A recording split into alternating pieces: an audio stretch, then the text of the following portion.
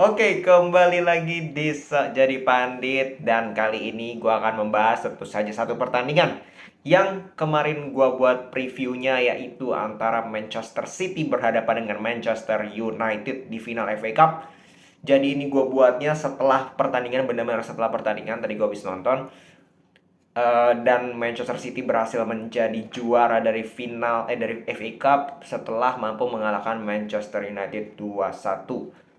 Oke, kita bahas dulu dari starting eleven kedua klub.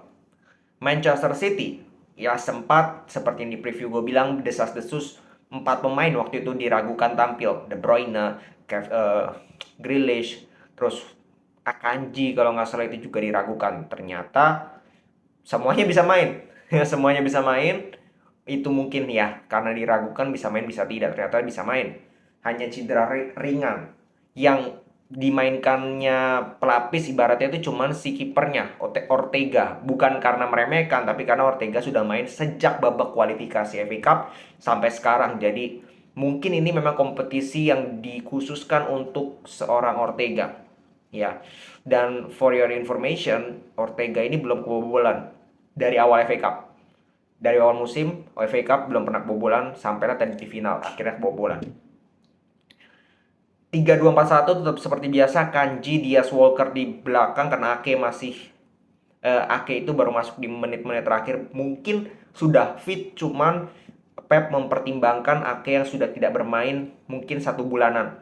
Sehingga Walker dinilai lebih fit dan lebih secara kesiapan itu lebih siap dibandingkan Ake. Maka dari itu Walker yang dimainkan. Ruben Dias, Akanji, Rodri, Stones, Grealish, Gundogan, De Bruyne dan juga Bernardo Silva serta Erling Haaland. Manchester United tanpa Anthony Martial karena dua-dua cedera, tanpa Lisandro masih tanpa Sabitzer. Main dengan 4-2-3-1, Wan-Bissaka, De Gea, Wan-Bissaka, Varane, Lindelof, Luke Shaw. Di tengah ada Casemiro dan Fred. Bruno Fernandes secara di kanan, Eriksen di belakang Rashford dan juga ada Sancho di kiri. Jalannya pertandingan seperti apa ya menurut gue agak anti klimaks, terutama di awal-awal itu detik 14 sudah terjadi gol pertama lewat Gundogan. Itu kalau menurut gue nggak ada yang salah dari MU, walaupun di situ kelihatan tidak ada yang menutup Gundogan ya di tengah situ, tidak ada yang menutup Gundogan, tapi menurut gue nggak fair juga untuk menyalahkan pemain MU karena benar-benar itu di detik ke 14 di mana long ball dari Ortega yang kena sundulan whatever oleh Kevin De Bruyne, tiba-tiba ada Gundogan di situ, tendangannya spektakuler banget. Gol yang sangat spektakuler, itu benar-benar volley yang luar biasa dari Gundogan. Walaupun De Gea di situ diam. Ya De Gea ini kebanyakan diam ya kalau gue bilang di pertandingan kali ini. Banyak sekali peluang dia diam ngeliatin gawang, itu harusnya tidak terjadi. Tapi gol pertama itu gue juga tidak bisa salahkan De Gea karena itu murni kualitas dari Gundogan luar biasa shootnya. Nah, setelah mencetak gol cepat di jangankan menit detik ke-14. Nah, disitulah pertandingan ini menurut gue City mulai kendor nih. Ini yang menurut gue membuat pertandingan tidak terlalu seru.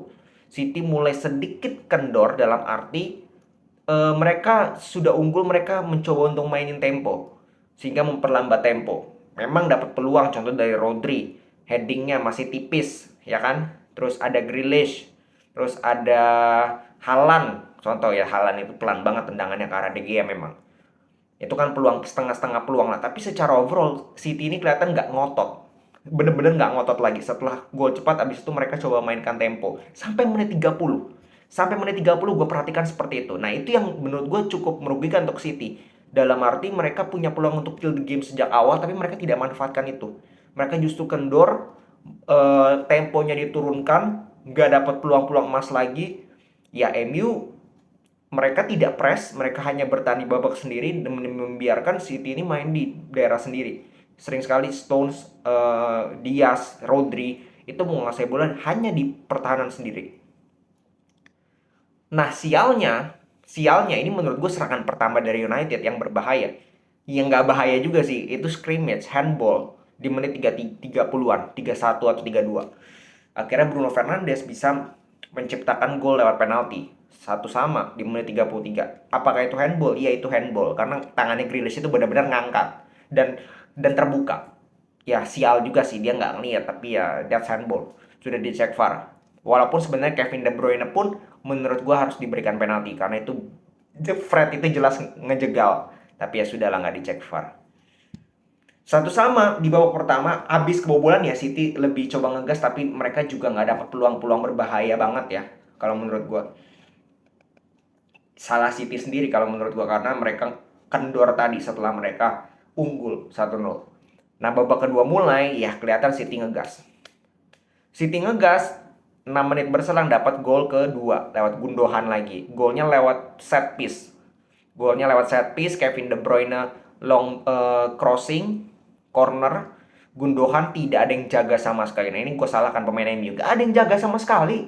Bener-bener gak ada yang jaga Gundogan. Begitu besar gitu space yang didapatkan oleh Gundogan. Dengan tendangan kaki kiri volley. Tadi tendangan kaki kanan volley luar biasa. Tendangan kaki kiri sekarang luar biasa juga. Bener-bener ke pojok. De Gea sudah coba untuk itu sampai nggak dapat karena bolanya itu bener-bener melintir. Melintirnya itu ke pojok. Bam 2-1. Nah, bedanya ini setelah mereka cetak gol kedua, mereka tidak mengendurkan tekanan kayak di babak pertama. Mereka tetap menyerang, bahkan dapat peluang-peluang tambahan dari Kevin De Bruyne yang mampu di save oleh kakinya De Gea. Terus ada Haaland tendangannya yang di save oleh De Gea juga. Ya, beruntung Gundogan itu ada di posisi offside. Kalau Gundogan tidak ada di posisi offside, sudah hat trick Gundogan. Ya, itu peluang-peluang yang didapatkan oleh Manchester City. Nah, MU di babak kedua kalau menurut gua mereka praktis hanya mendapatkan 2 peluang yang benar-benar emas. Garnacho yang masuk di babak kedua itu memberikan, langsung kelihatan banget Garnacho ini memberikan ekstra serangan di sisi kiri. Beda dengan Sancho yang nggak kelihatan. Sancho ini menurut gua udah expired lah, udah nggak bisa diharapin lagi. Lu lihat bola ke dia hilang. Sedangkan Garnacho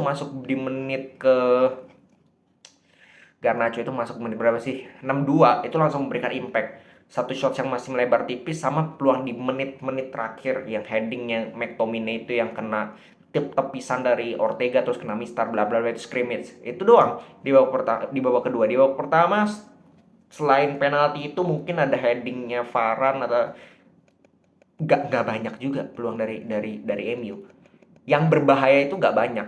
Begitu juga sebenarnya dengan Manchester City. Manchester City juga tidak meng-create banyak peluang di babak kedua. Ya, setelah menit 70-an, setelah si Ake masuk, menit 80-an, Ake dimasukin itu kan posisi mereka sudah defense. Sudah benar-benar defense saja. MU lihat City defense yang mainnya crossing, nggak ada yang nyampe juga sampai di menit-menit terakhir tadi. Scrimmage di menit terakhir tadi, itu doang. Sebelumnya nggak bisa create peluang juga. Benar-benar nggak bisa create peluang. Maka dari itu, kalau kita bahas secara 90 menit memang City layak menang. Kelihatan mereka lebih matang, permainan mereka lebih matang daripada MU. MU masih gerasak-gerusuk. Kita lihat siapa yang mainnya bagus di pertandingan tadi dari MU. Itu menurut gue nggak ada sama sekali. Nggak ada sama sekali. Serius. Eriksen mainnya lemes, Sancho seperti tadi gue bilang udah kartu mati. Bruno pun ya so-so banget. Rashford nggak kelihatan sama sekali. Casemiro pun yang biasa main bagus ini juga nggak ketolong. Fred modal gerasak kerusuk. Wan-Bissaka pun ya nggak bisa diharapin juga dalam penyerangan. Varane, Lindelof juga mereka berhasil menjaga Haaland. Memang Haaland nggak ngapa-ngapain di pertandingan kali ini. Tapi jangan lupa Manchester City itu bukan hanya Haaland seperti yang dikatakan Varane sendiri. Bahwa Manchester City ini lebih lengkap, semua pemain bisa cetak gol. Haaland nggak cetak gol sama sekali, bisa aja ada Gundogan, bisa aja Kevin De Bruyne, dan itu mereka buktikan. Mereka bisa cetak gol 2 itu lewat Gundogan. Dan dari Manchester City ini kembali lagi membuktikan bahwa mereka tidak tergantung oleh Haaland doang. Mungkin di awal musim ketika formasi dia 4-3-3, mereka tergantung dengan Haaland. Ketika Haaland tidak bisa cetak gol, yang lain susah. Tapi murni 3-2-4-1-nya ini luar biasa. Benar-benar semua pemain itu nyaman bermain dengan sistem ini dan mereka mampu menjalankannya dengan spesial. Walaupun di pertandingan kali ini gue masih bisa bilang City itu main gak dahsyat. Gak sedahsyat waktu itu lawan Real Madrid di leg kedua, itu benar-benar luar biasa. Di pertandingan kali ini City kelihatan, terutama tadi di babak pertama ngerem, terus di akhir-akhir babak kedua juga mereka udah ngelepas serangan lah, ibaratnya mainnya lebih bertahan, lebih defense, ngincer counter. Nggak dahsyat-dahsyat amat City yang di pertandingan kali ini, tapi mereka still win the game. Mereka tetap bisa memenangkan pertandingan. Dan ini menjadi modal yang bagus untuk Champions League nanti final. Mereka sudah dapat 2 gelar IPL FA, tinggal butuh satu lagi yaitu Champions League untuk bisa meraih treble, dan feeling gue sih mereka akan meraih treble. Ini waktu yang sangat tepat untuk Pep mampu meraih treble dengan Manchester City dengan permainan mereka satu musim ini. Ya, satu musim ini mereka sangat layak. Dan untuk Manchester United menurut gue ini bukan hasil yang buruk banget, enggak. Mereka tidak boleh langsung menyalahkan satu dua pihak, menurut gue nggak fair. Tapi mereka harus melihat season depan. Ya, mereka harus beli banyak pemain, definitely mereka harus beli banyak pemain di segala posisi, karena menurut gue di segala posisi mereka masih banyak kurangnya.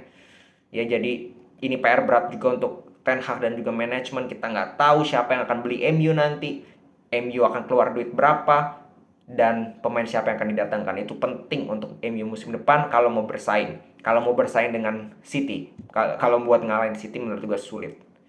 Oke, segitu dulu. Jadi selamat untuk Manchester City bisa menjadi juara dari FA Cup.